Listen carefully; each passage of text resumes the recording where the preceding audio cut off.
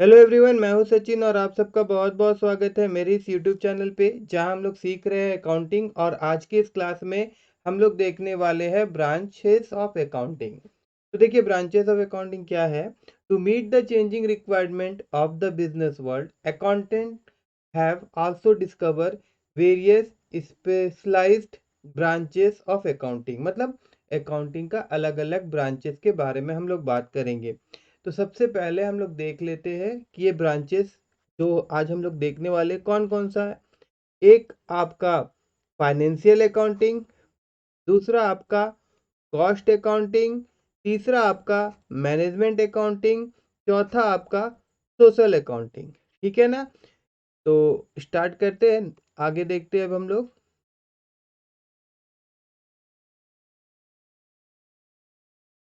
देखिए, सबसे पहले financial accounting.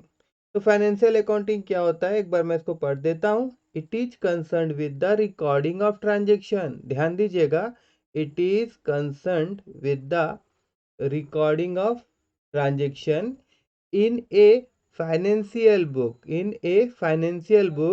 in order to find out trading result in term of a profit or loss and and financial position of the business। मतलब इस accounting में हम लोग क्या करते हैं, नंबर ऑफ ट्रांजेक्शन जो बिजनेस से रिलेटेड होता है उसको हम लोग क्या करते हैं, रिकॉर्ड करते हैं और फिर फाइनल अकाउंट तैयार करते हैं। ठीक है, मतलब फाइनल अकाउंट तैयार करने का मतलब हम लोग क्या करेंगे, ट्रायल बैलेंस हो गया, पीएल अकाउंट हो गया, बैलेंस शीट हो गया, ये सब तैयार करते हैं। और इनके जरिए हम लोग क्या पता करेंगे कि कंपनी है जो उसमें प्रॉफिट और लॉस कितना हुआ है और कंपनी का जो फाइनेंशियल पोजीशन है वो किस स्थिति पे है। ठीक है। और एक बात, ये सारा काम हम लोग क्या करते हैं, गिवन पीरियड ऑफ टाइम में करते हैं। मतलब कि अभी आप जो क्लास 11th में जितना भी चीज़ सीखेंगे ना, आप जनरल एंट्री सीखेंगे, फिर ट्रायल बैलेंस बनाना सीखेंगे, आप बैलेंस शीट तैयार करना सीखेंगे, है ना, और आप पीएल अकाउंट बनाना सीखेंगे। तो ये सारा चीज़ जो आप सीख रहे हैं, this is related to the financial accounting. और जो भी प्राइमरी अकाउंटिंग होता है, मतलब शुरुआत जो आपको सीखना पड़ता है वो आपका फाइनेंशियल अकाउंटिंग ही होता है। ठीक है। और कोई भी ब्रांच में अगर हम लोग जाएंगे भी तो उसका रास्ता फाइनेंशियल अकाउंटिंग से ही होके जाता है। मतलब ये नहीं होगा तो फिर आगे का जो प्रोसेस है वो नहीं होगा। ठीक है ना। The accounting which lead the preparation of financial account is called financial accounting. I hope कि आप सबको समझ में आया होगा कि फाइनेंशियल अकाउंटिंग में हम लोग क्या क्या करते हैं। ठीक है ना। और मतलब इसमें क्या क्या पढ़ाई होता है। ठीक है, इस ब्रांच में। अब आगे देखते हैं हम लोग। अब देखिए, कोस्ट अकाउंटिंग। कोस्ट अकाउंटिंग भी एक बार मैं पहले पढ़ देता हूँ। It analyse the expenditure. क्या करता है, ये एनालाइज करता है। मतलब किसी चीज को बहुत डीपली पढ़ाई करना उसको बोलते हैं एनालाइज। और वो क्या चीज को एनालाइज करता है, expenditure. So as to ascertain the cost of various product manufacture by the firm and fix the price. मतलब जितना भी एक्सपेंडिचर हो रहा है प्रोडक्शन में, मैन्युफैक्चर किया जा रहा कुछ भी गुड्स वगैरह, उसमें कितना खर्चा हो रहा है, वो सारा चीज का पढ़ाई होता है कॉस्ट अकाउंटिंग में। ताकि जो प्रोडक्ट निकल रहा है उसका एक पर्टिकुलर प्राइस फिक्स किया जाए। और साथ ही साथ it also help in controlling the cost and providing necessary costing information to the management for decision making.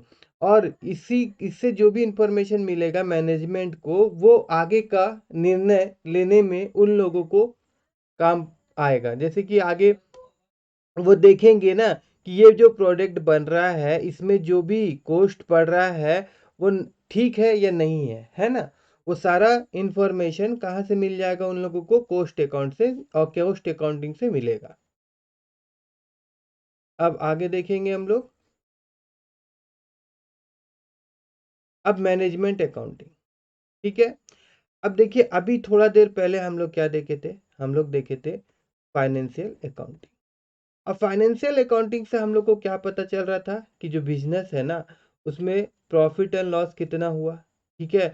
और कंपनी का जो फाइनेंशियल पोजीशन है, जैसे कि हम लोग क्या बनाएंगे, बैलेंस शीट जो बनाएंगे उससे कंपनी का मतलब पोजीशन पता चलेगा, एसेट्स कितना है, लायबिलिटीज कितना, वो पता चलेगा।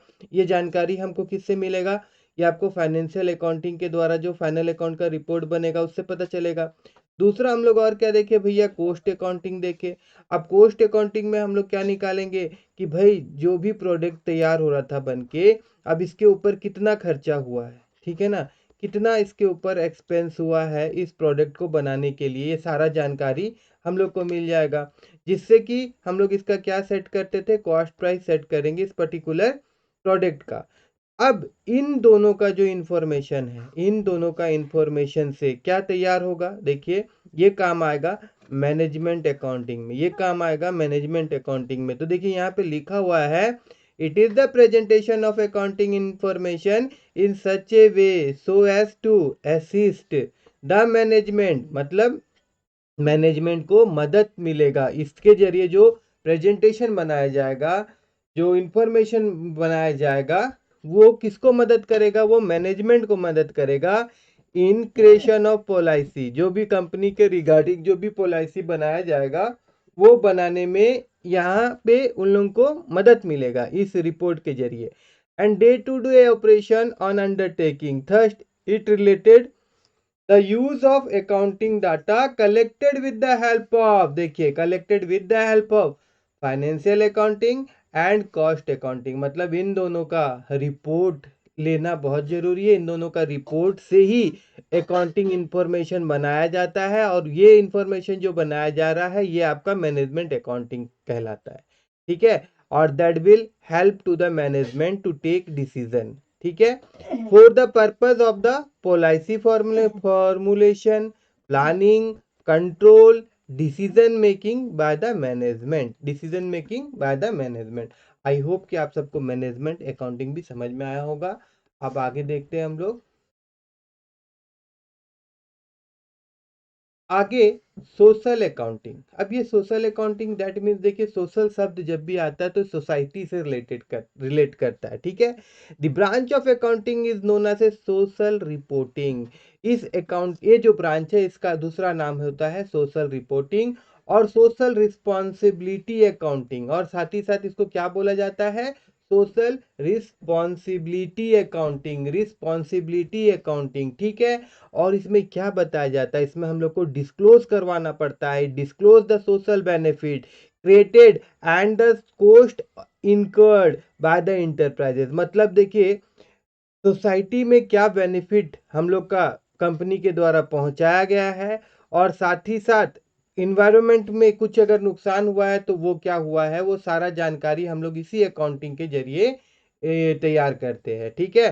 तो सोशल बेनिफिट्स आ जाता है इसमें, जैसे ऊपर में लिखा हुआ था सोशल बेनिफिट मतलब देखिए जो फैसिलिटी हम लोग दे रहे हैं, medical, housing, education, canteen, provident fund and so on, while the social coast.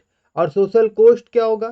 Social cost में include such as a matter of exploitation of employ, industrial interest, environment pollution, unreasonable termination, social evil resulting for the setting up industries, मतलब industry setup करने से कभी environment को harmful जो होता है वो सारा चीज जो हो जाएगा वो आपका सोशल कोस्ट में आ जाता है, और जो बेनिफिट पहुंचा रहे हैं हम लोग वो आपका सोशल बेनिफिट में आ जाता है। और इन सब का पढ़ाई जो होता है इनको हम बोलते हैं सोशल अकाउंटिंग, सोशल अकाउंटिंग।